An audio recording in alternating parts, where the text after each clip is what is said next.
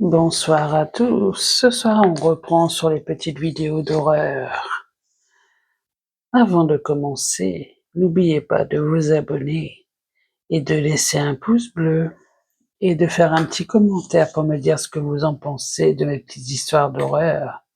Ça ne me dérangerait pas de savoir ce que vous en pensez. Ou de me donner d'autres petites histoires que vous avez trouvées sur Internet. C'est pareil, ça ne me dérangera pas. Là, on retourne encore dans les chroniques étranges, 100%. La partie 8, qui veut dire la dernière partie. Elliot ne respire plus. Le monde s'est arrêté au moment où le corps du géant a touché le sol. Dans ses oreilles, il n'y a pas le cri des villageois. Qu'entend? C'est une voix grave, douce, comme frère. Il regarde le corps sans vie et sans tête de celui qui a appris à vivre en paix et avec harmonie, celui qui lui a appris à se débrouiller seul, celui qui a retenu le toit pour le sauver, le plus humain des êtres humains dans cette montagne. Et il regarde les hommes qui entendent, il rit. Regardez la taille de la bête. On va se faire des manteaux pour l'hiver. Coupez les pattes d'abord. On pourra pas le traîner entier. Son cœur se met à battre si fort qu'il entend bientôt plus que ses battements. Une chaleur froide, insupportable, envahissant le ventre d'Elliot, un sentiment qu'il n'a jamais connu auparavant, le submerge de tout son être. Ce n'est pas juste la colère, c'est la haine pure, une haine contre ces hommes, contre leur avidité, contre leur lâcheté. Ils lui ont pris sa mère, ils lui ont pris son frère, ils lui ont pris la seule chose pure qui existait dans ce monde, pourri jusqu'à l'os. Elliot pose la main sur la hache du géant. Elle vibre comme le souvenir de son propriétaire. Elle est lourde de justice. Jamais elle ne lui a pu aussi léger. Elliot se relève. Il ne sent plus petit. Il a l'impression que l'esprit du géant vient de couler dans ses veines. Il est immense. Le premier villageois s'approche avec son couteau. Pousse-toi, le gamin, laisse faire les hommes. Elliot le regarde. Pas tuer, jamais, avait dit le géant. Mais le géant est mort, et l'humanité est morte avec lui. Aujourd'hui, Elliot ne croit plus en la pitié, ne croit plus en l'homme. Ce n'est pas un coup de combat qui tranche l'homme en deux. C'est un coup de bûcheron, un coup droit net. Le villageois n'est plus que du bois mort. Les rires des hôtes l'étranglent. Le silence tombe absolu. Le souffle seul d'Elliot, celui d'une bête enragée, se fait entendre. Le deuxième homme recule, terrifié. Qu'est-ce que... C'est impossible, c'est un démon. Elliot avance. Il pleure, mais son visage est de pierre. Vous n'êtes que des parasites. L'homme sort son couteau, mais Elliot a l'avantage. La hache est bien plus grande. Il reçoit son frère soulager la poutre. Il revoit son frère soulever la poutre. Il sent la force dans ses bras. Il frappe. Le deuxième corps tombe en deux parties. Le troisième hurle et tente de fuir. Elliot l'attrape par le col. Il a la force d'un ours. Il le projette contre le mur en bois. Il lui tranche la tête d'un seul coup. Il lui reste que le père.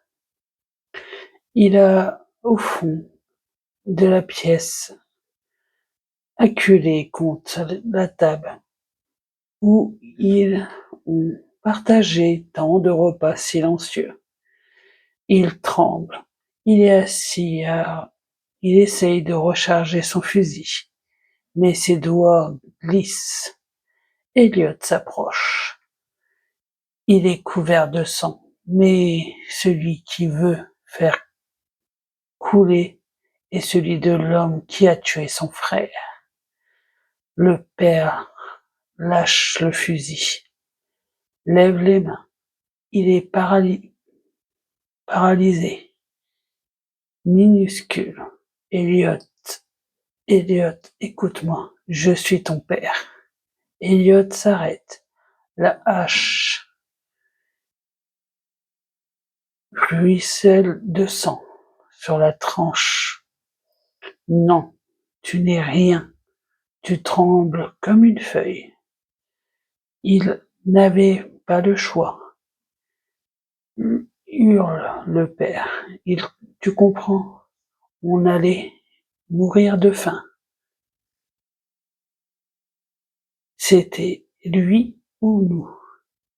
Je l'ai fait pour te sauver. Elliot lève la hache. Haut, très haut. Il ne tremble pas. Il ne doute plus. Il regarde cet homme qui partageait son ADN.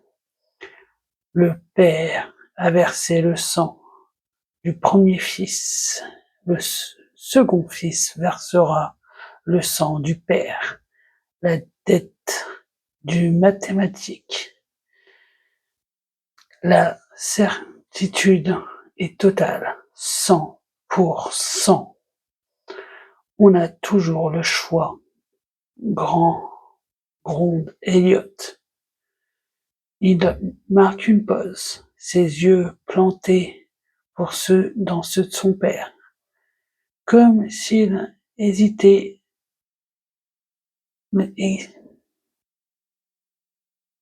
l'espace d'une seconde. Et tu as fait le mauvais. Elliot sort du perron. Dehors, il reste un jeune homme, resté en retrait. Il est pétrifié. Elliot le regarde.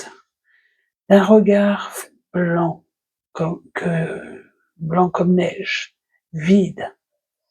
L'enfant du jeune fermier est devenu plus froid que l'hiver. Il pointe la vallée du doigt. Dis-leur. La voix est brisée, mais elle porte comme le tonnerre. Dis-leur que l'homme est mort, ici, et que le monstre est né.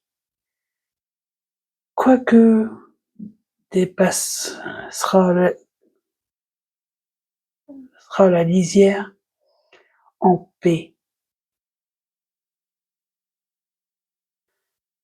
Le jeune homme s'enfuit en courant, trébuchant dans la neige fondue. Elliot reste seul. Il regarde le ciel. Il regarde la maison de son frère bâtie. Il ne redescendra jamais. Le lendemain, la tête de l'homme qui l'avait tranché fut retrouvée à la lisière de la forêt, comme un avertissement. On dit qu'il a enterré son frère et son père dans le jardin, l'un avec des larmes et l'autre sans un mot. Là-haut, il est devenu ombre. La légende est interdit de franchir les bois. Il a la place qu'on lui avait préparée. Il a rejeté les hommes pour protéger les bêtes. Il est le nouveau gardien de la forêt. On dit que depuis, tous les jours résonne le bruit de sa hache qui continue à fondre le bois. Jusqu'au jour où le bruit a cessé. Jamais son corps n'a été retrouvé. Personne ne sait qu'il est mort de solitude, de chagrin ou de faim. En tout cas, c'était plutôt une belle petite histoire, je trouve.